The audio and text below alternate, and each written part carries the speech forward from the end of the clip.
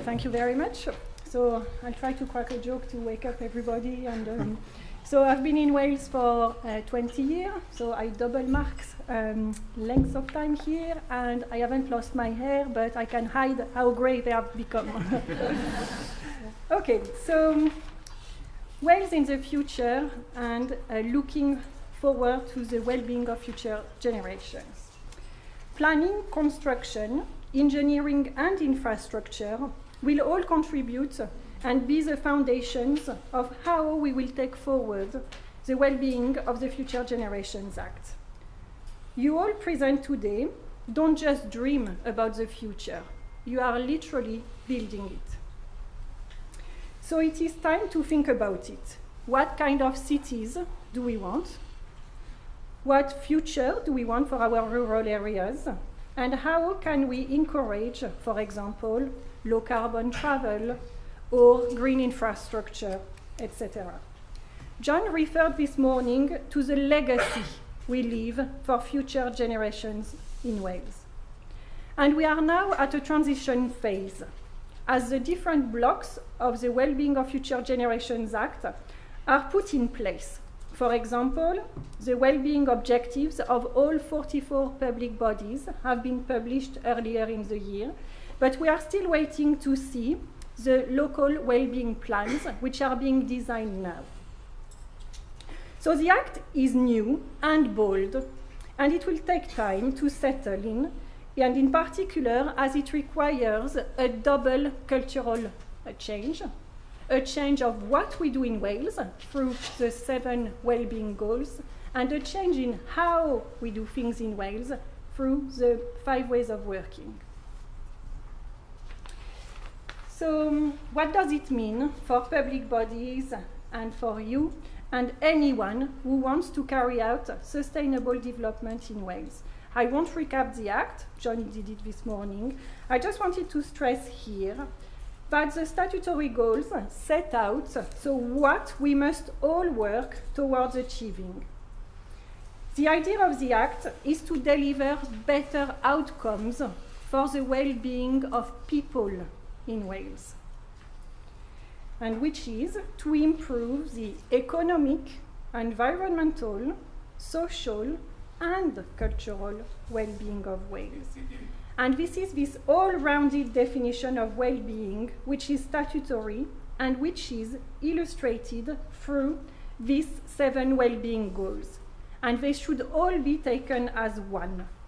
The statutory guidance clearly explains that the well-being goals and the different elements of well-being are indivisible. And public bodies cannot seek to contribute to only one or two, or to cherry pick between them. So that's a very important message. The Act is all about embracing and putting into practice a holistic, a multi-benefit policies and decision-making for both current and future generations.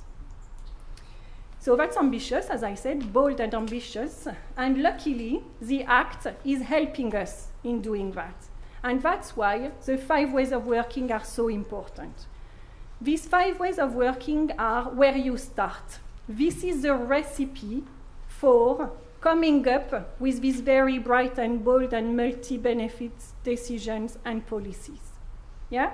It's by really literally following the steps of these 5 ways of working that you will reach decisions which will contribute to all aspects of well-being and the 7 goals.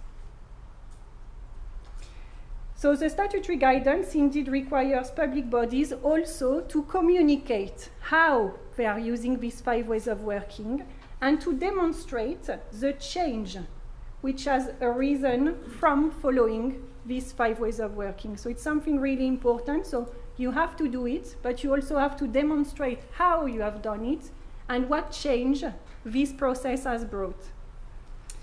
In planning for the specialists, we believe that the Sustainable Development Principle, which one element of which is these 5 ways of working, is also a relevant consideration in arriving at any decision. And it is an addition to the material considerations you all know, and it does not alter the existing framework of material considerations, it adds to it. So looking at the Act. So Section 3 imposes a duty on each public body to carry out sustainable development. It is important to stress that the duty applies both to the policy designing, but also to the decision making.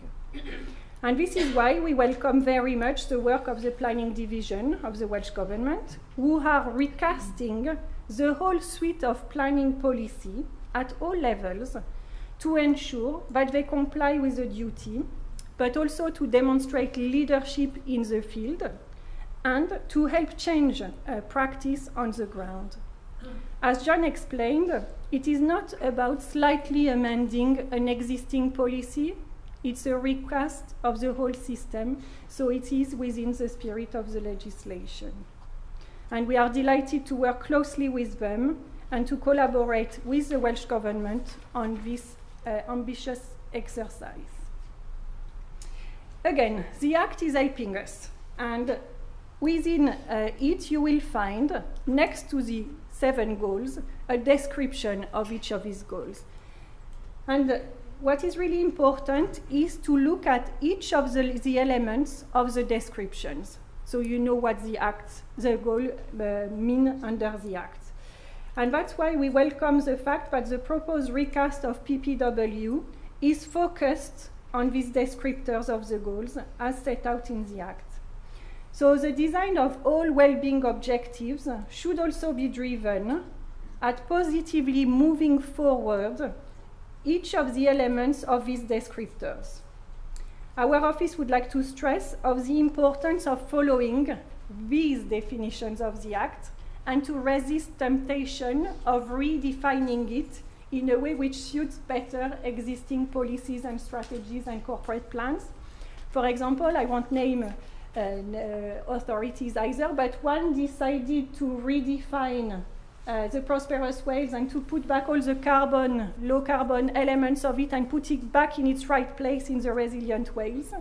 So this is what we would like to avoid, is follow exactly the way the goals are framed, and the descriptors and identifying the key element of the descriptors of the goal is really a helpful place to start. So the idea is to bring us to, you see, planning leading to life, like on the picture. The idea is to move to a different and new place where we can plan and build a sustainable Wales which proactively improves all aspects of well-being. And well-being is not only about jobs or the economy in a purist sense.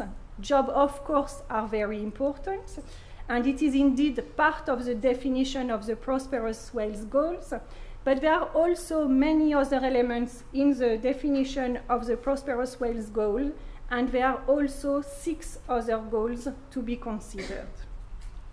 So once more, the key is the use of the 5 ways of working, which are designed to help identify different, better, and multi-benefits solutions. The ways of working will help reveal how a policy or a decision could be either defined from scratch or modified so that it maximizes its contribution to the well-being of Wales and the 7 well-being goals. And you can balance, as you see, different elements of different sizes and importance. So now looking at the very close link with the Planning Act. As you know, the Welsh law itself requires us to make links between the Planning Act, the Future Generations Act, and the Environment Act. Under the Planning Wales Act, as you know, I am sure very well, plans and decisions must also follow the Sustainable Development Principle as described in the Act.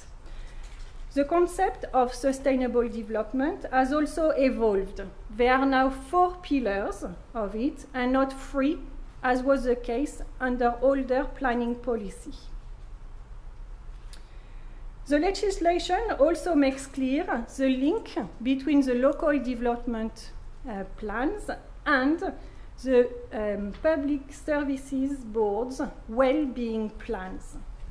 So we agree with the Welsh Government, but we are all working towards achieving the same goals and basing our decisions on the same evidence. We welcome again the Welsh Government's decision to redraft the whole suite of planning policies in line of the Act, and in particular, how they demonstrate their use of the 5 ways of working in doing so. This is even more important as we fully recognize the role to be played by planning policy to contribute to the success of the Act and to improve on the ground for people, their well-being. And in our plan-led system, it is fundamental to get the plans right at all levels, and especially, as John clearly explained, that they will cascade one from another. So the well-being plans need to be well integrated with the planning system. We also see a very important role to be played by the planning authorities, the Welsh Government and the Planning Inspectorate, as planning permission is granted.